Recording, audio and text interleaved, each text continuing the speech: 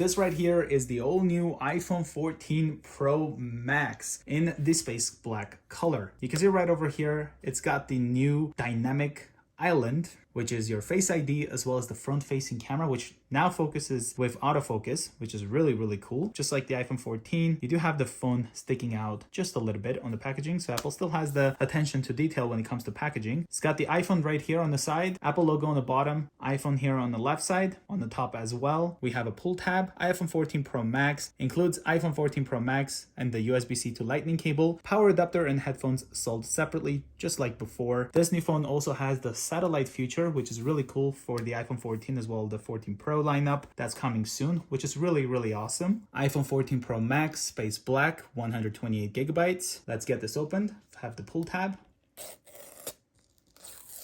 And once that's done, the top comes right off just like this. It's got the cutout for this massive camera system, which now has a 48 megapixel sensor. Finally, something more than 12 megapixel. Let's put this phone aside, but look at that camera system, you guys. Wow. Putting this here, we have designed by Apple in California.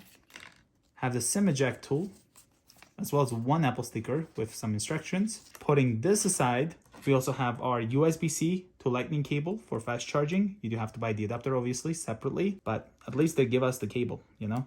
I'm very excited to set up the iPhone. I just unboxed the iPhone 14 and I gotta say, same thing here. You have this paper looking protection for the front just to protect the screen. It does show you like what is what, which is nice. So you have to have a screen protector ready to put on to protect the screen immediately. Have the power button here, mute switch.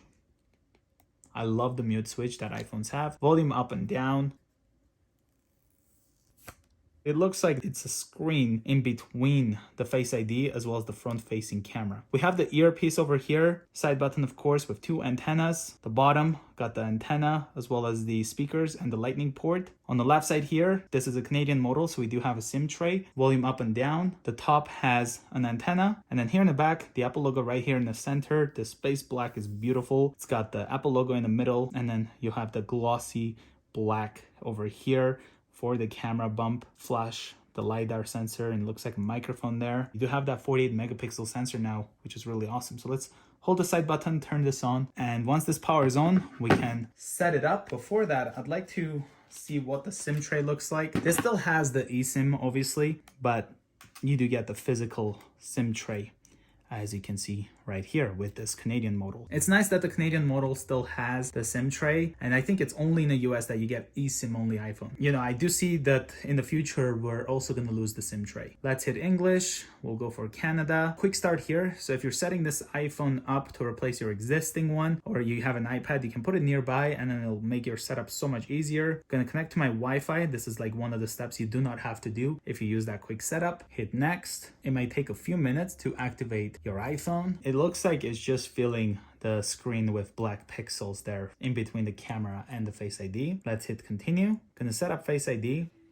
Instead of it being like in the center like always, it now used that. So you do have the Face ID and there's a screen in between, and then you have the front facing camera. I didn't know about that until now. So let's hit don't use Face ID with a mask. Face ID is now set up, and again, it used that dynamic island. That's actually really cool. Let's hit continue. Gonna type in the passcode here just to protect my phone. Let's hit use anyway, and then we'll type in that again to confirm, you know, make sure we're typing in the same password that nobody can guess. But anyway, we have the apps and data, restore from iCloud backup, restore from a Mac or a PC, transfer directly from iPhone, move data from Android. I'm gonna go don't transfer for this phone, and then you can sign into your iCloud.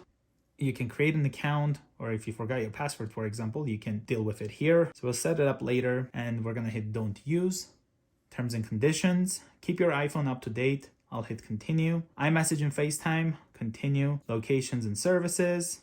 You can transfer a phone number from a nearby iPhone or scan a QR code provided by your carrier. I believe this is for eSIM. We're gonna go with setup later in settings, and then we can skip this. Set up Siri here, pick a voice. Hi. Or ask it to pick for us. I'm Siri. Choose the That's voice. it next. Siri. Siri, send a message. Siri, how's the weather today? Siri, set a timer for 3 minutes. Siri, play some music. And you can see, since it used the microphone, it's now showing us the dot for the microphone right there. And then it's gone now. That is really cool, to be honest. Let's hit continue. Not now, for now. And then screen time, hit continue.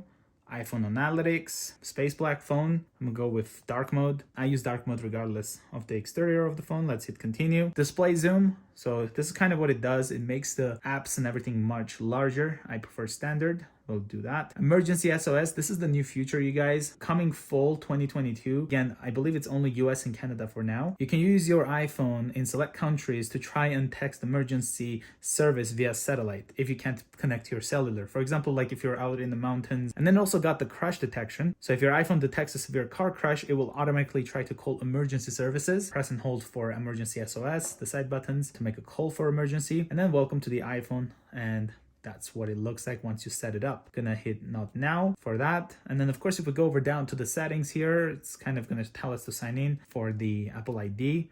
And then once we do this and then go back, it should get rid of that. And then finish setting up cellular. Again, that way you get rid of the notifications there. Opening up the camera app, we have the photo. This gives us the ultra wide.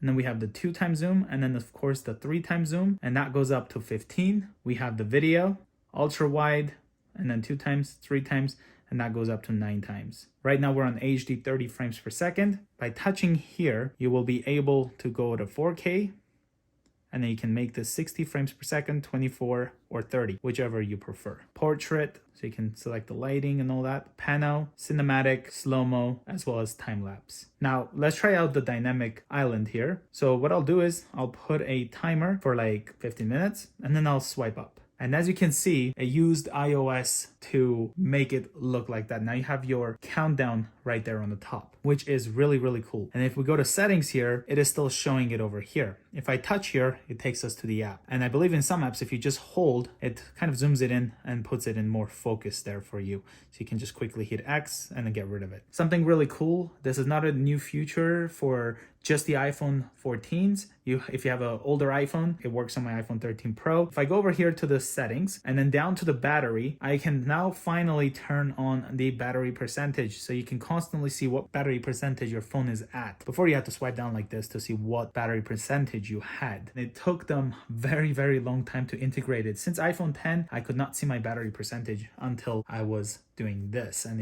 it was very annoying. And finally, I think it's been like 5 years, it took them, and they bring it back. I believe the iPhone SE had it all the time. Oh, so even the Face ID now, look, it shows lock there, got the always on display, of course, and look, now it shows that over there. And then we have the flash, touch and hold. We have the new wallpapers for iOS 16, so you can just set something else if you like. For example, you can have this. And then you can also have widgets. So if you want to have your calendar, you can put that there. You want to have your weather, you can have that. And then maybe an alarm, you can hit add. And then you can set this up so that it's your lock screen or your home screen as well. So let's say we want to have it for both. If we are on this, we can just simply unlock the phone, and that's what our wallpaper will be. And this is kind of what the always on looks like. So let's say you don't want that anymore. You can touch and hold, swipe up, and then hit delete. Very, very simple. I also ended up picking up the iPhone 14 Pro Max leather case. This one here is the midnight color. So let's open it up, put it on. And just a heads up, this case, I've already tried it on my iPhone 13 Pro Max. It does not fit. We're gonna put it on. Fits perfectly. Look at that bump here for the camera, just so that the lenses are being protected. If you have a MagSafe wallet, sticks right here. Probably gonna say it's not my wallet.